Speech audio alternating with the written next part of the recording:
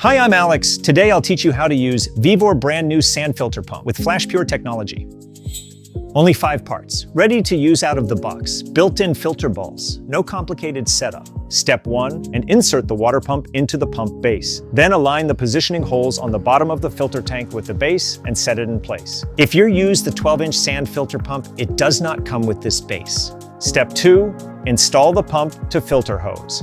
Before connecting, make sure to add an O-ring to both ends to prevent leaks. Step 3, connect to the pool.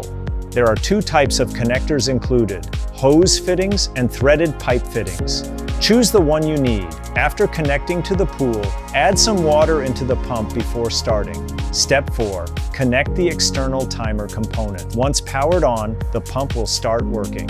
This sand filter pump offers multiple operating modes to meet your needs. Come explore them with me.